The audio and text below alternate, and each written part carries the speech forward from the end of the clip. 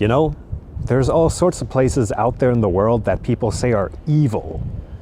Swamps, deserts, old abandoned houses, and of course, haunted castles like this one. It's all poppycock, of course.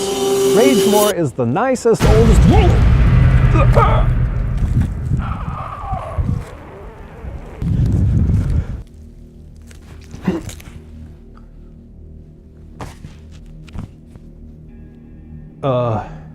I stand corrected.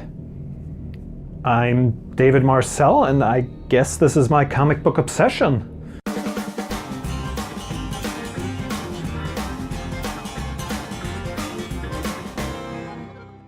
And today we're looking at Ragemoor. After reading Richard Corben's Rat God, I was hungry for more, and then I saw Ragemoor and decided to pick it up.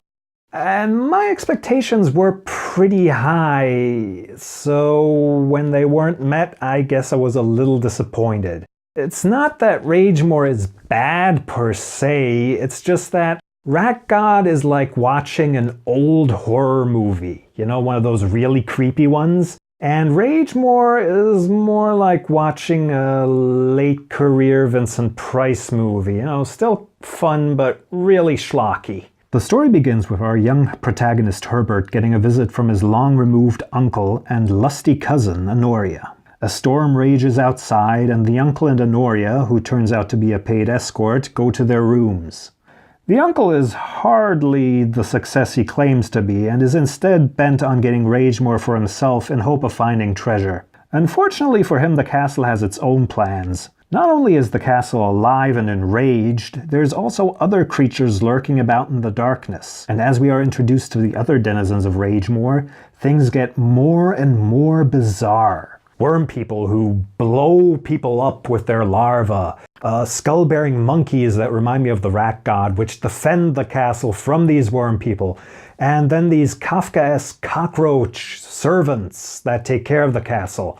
There's a lot of weird stuff in here, and frankly, a lot of it feels really diced together, but let's save that for... the verdict. Writing. This is heavily influenced by Edgar Allan Poe, the early works of Richard Corben, and the author taking some really bad acid. Imagine, if you will, that horror movies, mysteries, body horror, and creature feature were all cars, coming from different sides of an intersection at like 200 miles an hour, and the stoplight was out, and they all smashed into one another and had this horrible, horrible accident where everything was just twisted and put into each other. That's what this story reminds me of. It's guilty pleasure material for sure, but it's not good. There's a lot of ideas that kind of get started but never have any payoff. Said lots of cheese. If that's your thing, you'll probably give it 4 stars. For me, this is 3 stars. Artwork. Richard Corben's artwork is up to snuff as always. The creatures look alive and lively. There's some disturbing stuff here. Digital enjoyability. You don't need to zoom, but you can zoom up to 3 times the original size, and you only get very minimalistic artifacts. You can hardly see them. This is how digital comics should be, you know? Why can't more of them be like this? This is 5 stars. Value for money. This is going for $9 to $12, and for me that's too expensive.